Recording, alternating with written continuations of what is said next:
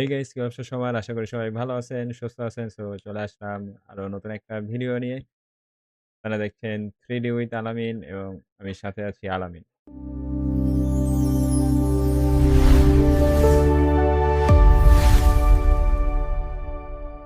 তো গাইস আমি হচ্ছে একটা ৯০ দিনের চ্যালেঞ্জ নিয়েছি। সেই ৯০ দিনের চ্যালেঞ্জটা হচ্ছে ৯০ দিনের মধ্যে আমি সোলো একটা অ্যানিমেশন শর্ট ফিল্ম মেক করব। ৪-৫ মিনিটের মধ্যে একটা শর্ট ফিল্ম মেক করব। সেটা হচ্ছে অবশ্যই আমি সোলো মেক করব। আমি আশেপাশে কারো হেল্প নিতেছি না বা আমার টিম মেম্বার কেউ নাই। তো আমি হচ্ছে একা এই শর্ট ফিল্মটা মেক করতে চাচ্ছি ৪-৫ মিনিটের মধ্যে একটা। তো এইখানে আমি হচ্ছে মানে A to Z যা কাজ আছে সবকিছু আমি একাই হ্যান্ডেল করব। তো এই ৯০ দিনের চ্যালেঞ্জটা নিচ্ছি। ৯০ দিনের মধ্যে আশা করি আমি একা আমার অ্যানিমেশন যতটুকু জ্ঞান আছে বা নলেজ আছে আমি যতটুকু পারি সেটাতে আমি একটা শর্ট ফিল্ম মেক করার চেষ্টা করব। তো এই শর্ট ফিল্ম মেক করার জন্য আমার অনেকগুলো হচ্ছে ধাপের মধ্যে দিয়ে যাইতে হবে গাইস। আমি একা আসলে পারবো কিনা সেটা হচ্ছে একটা মানে চিন্তার বিষয়। তারপর হচ্ছে আমি এই চ্যালেঞ্জটা নিয়েছি একাই যে আমি ৯০ দিনের মধ্যে একটা শর্ট ফিল্ম মেক করব অ্যানিমেশনের। আর সেটা অবশ্যই A to Z হচ্ছে সম্পূর্ণটা আমি নিজেই কাজ করব।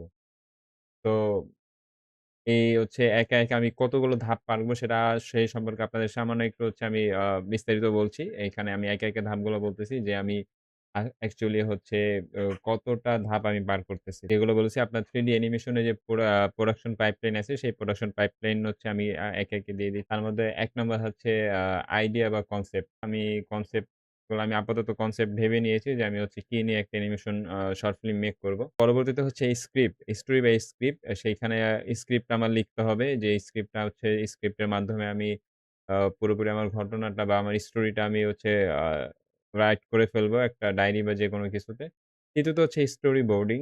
স্টোরি বোর্ডিংটা হচ্ছে গাইস এটা একটা 3D অ্যানিমেশনের বলতে গেলে বা 2D অ্যানিমেশন যেটাই বলেন না কেন স্টোরি বোর্ডিংটা হচ্ছে মেইন একটা পার্ট অ্যানিমেশনের। সেক্ষেত্রে স্টোরি বোর্ডিং এ হচ্ছে রাফ ড্রইং করা হয়। রাফ ড্রইং এ হচ্ছে camera angle, character position, action বা স্টোরিতে আমার কতগুলো ফ্রেম থাকবে সেগুলো হচ্ছে রাফ ড্রইং করা। পরবর্তীতে আছে guys character and environment design. এখানে হচ্ছে আমি আমার শর্ট ফিল্মে আমি যে কয়টা ক্যারেক্টার রাখতে চাচ্ছি বা আমার যে এনভায়রনমেন্ট ডিজাইনটা আছে সেটা হচ্ছে আমি মেক করব। ৫ নাম্বার হচ্ছে 3D মডেলিং। এখানে আমার যে ক্যারেক্টারের 3D মডেলিং করতে হবে, এনভায়রনমেন্ট এর মডেলিং করতে হবে।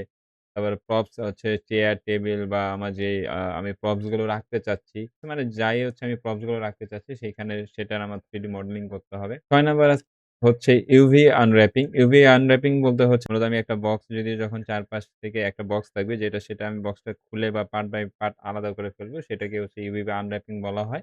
এটা 3D ক্ষেত্রে আমি ক্যারেক্টার বা এনভায়রনমেন্ট বা প্রপস গুলো আমি যেগুলো মেক করব সেগুলো হচ্ছে UV করতে হবে। যাতে আমার পরবর্তীতে টেক্সট অ্যান্ড ম্যাটেরিয়াল আ করার জন্য সুবিধা হয়।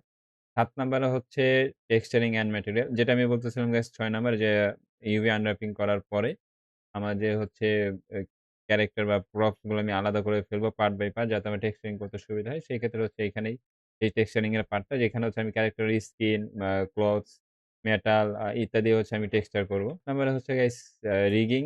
সেক্ষেত্রে হচ্ছে রিগিংটা আমি যে ক্যারেক্টারটা ডিজাইন করব বা স্কেলেটনটা তৈরি করব, সেটা কন্ট্রোল করার জন্য সেই ক্যারেক্টারটাকে আমাকে মুভ করার জন্য, হাঁটানোর জন্য বা রান করার জন্য আমার হচ্ছে রিগ করতে হবে। অর্থাৎ আমার এখানে জয়েন্ট তৈরি করতে হবে যাতে আমি হচ্ছে অ্যানিমেশনটা করতে পারি। আপনারা যারা হচ্ছে পুতুল নাচ দেখে থাকছেন, তারা হচ্ছে যে পুতুলের হাতে কিন্তু হচ্ছে সুতো বাঁধা থাকে যেটার মাধ্যমে তাকে হচ্ছে কন্ট্রোল করা যায়।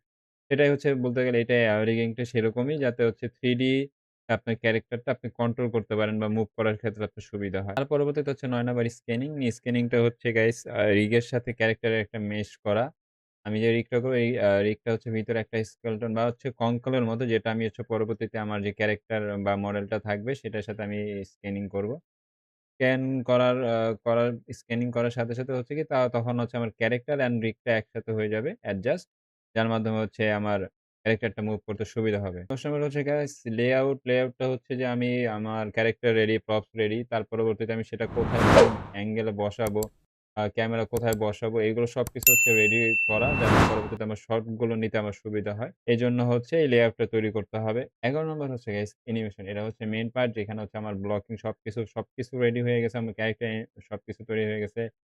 আমার ক্যারেক্টার ফেসিয়াল এক্সপ্রেশন রেডি হয়ে গেছে। ক্যামেরা আমার বসানো হয়ে গেছে। তো সেক্ষেত্রে তখন আমার অ্যানিমেশনটা করতে হবে। ১২ নম্বরে হচ্ছে গাইস লাইটিং। লাইটিংটা হচ্ছে অ্যানিমেশনের বা আপনার যদি মডেলিং করেন সেক্ষেত্রে আপনি যদি জাস্ট স্টিল ইমেজও নেন সেক্ষেত্রে লাইটিং কিন্তু খুব ইম্পোর্টেন্ট। যে কারণ হচ্ছে লাইটিং এর মধ্যে আপনি লাইটিং এর মাধ্যমেই কিন্তু আপনার একটা মডেল বলেন বা ব্যাকগ্রাউন্ড বলেন সেটা কিন্তু আপনি সম্পূর্ণরূপে ফুটায় তুলতে পারবেন। তো লাইটিং যদি খারাপ হয় সেক্ষেত্রে কিন্তু আপনার হচ্ছে গুলো বা মডেল বা আপনি যেই মডেলটাই তৈরি করেন না কেন বা ক্যারাক্টারটা তৈরি করেন না কেন সে কিন্তু আপনি ডিজাইন গুলো বা হচ্ছে টেক্সচার বা ডিটেইলস আপনি ফুটিয়ে তুলতে পারবেন না যদি লাইটিংটা বাজে হয়। এখানে হচ্ছে গাইস ভিএফএক্স বা সিমুলেশন যদি আপনার কোনো ফায়ার সিন থাকে, পানির সিন থাকে বা আ জামাকাপড় ক্লথ হচ্ছে বাতাসে উঠতেছে বা পার্টিকেলস গুলো মুভ করে সেই ক্ষেত্রে হচ্ছে কিন্তু আপনার ভিএফএক্স বা সিমুলেশনটা ইউজ করা হয়। ১৪ নম্বর হচ্ছে গাইস রেন্ডারিং সেক্ষেত্রে ফাইনাল রেন্ডার করা প্রয়োজন যেখানে হচ্ছে আমার অ্যানিমেশন পুরো কমপ্লিট ক্যামেরা অ্যাঙ্গেল তৈরি করা হয়ে গেছে। আমার কিফ্রেম বসানো হয়ে গেছে, অ্যানিমেশন করা হয়ে গেছে। সেই ক্ষেত্রে হচ্ছে আমার সেই অ্যানিমেশনটা আমার রেন্ডারিং করতে হবে। সেই রেন্ডার জিনিসটা হচ্ছে যে ফাইনাল আপনার প্রত্যেকটা ইমেজ আকারে সেভ হবে বা ভিডিও আপনি যেটাই হচ্ছে এটার মাধ্যমেই আপনার হচ্ছে মূলত অ্যানিমেশনটা কমপ্লিট হয়। ১৫ নম্বরে হচ্ছে গাইস কম্পোজিশন, কম্পোজিশন হচ্ছে রেন্ডার পাস কমপ্লিট করা, কালার কারেকশন করা সবকিছু।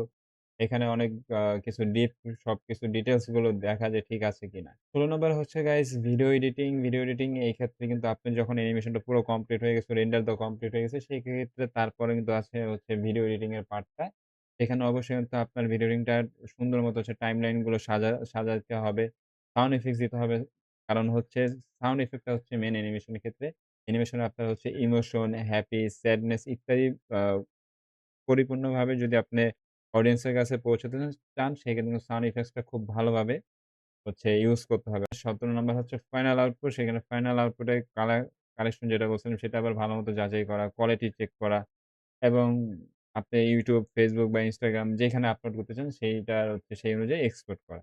তো গাইস আমি যেইভাবে হচ্ছে একা এতগুলো পার্ট আমি আস্তে, আস্তে করে ইনশাআল্লাহ কমপ্লিট করব। তো সবাই আপনারা আমার সাথে থাকবেন আশা করছি। আমি এই চ্যালেঞ্জ নিয়েছি ৯০ দিনের মধ্যে। ৯০ দিনের মধ্যেই বা তার আগে কমপ্লিট করার ট্রাই করব। তো এখন পর্যন্ত যারা আমার চ্যানেলে সাবস্ক্রাইব করেন নাই, চ্যানেলে নতুন তারা অবশ্যই চ্যানেলটা সাবস্ক্রাইব করে দিবেন এবং পাশে থাকা বেল আইকনটি অবশ্যই গাইস প্রেস করে দিবেন। এবং ভিডিওটা ভালো লাগলে থাকলে একটা লাইক করে দিবেন এবং কমেন্ট করে জানাবেন যে আপনারা রেডি কিনা আমার সাথে এই চ্যালেঞ্জটাতে থাকার জন্য। তো গাইস আজকের ভিডিওটা এই পর্যন্তই। পরবর্তী ভিডিওতে আবার দেখা হবে। সেটা হবে অবশ্যই আমার চ্যালেঞ্জের ডে 1 থেকে শুরু করে। তো আবার পরবর্তী ভিডিওতে দেখা হচ্ছে। সে পর্যন্ত সবাই ভালো থাকবেন, সুস্থ থাকবেন। Bye, by.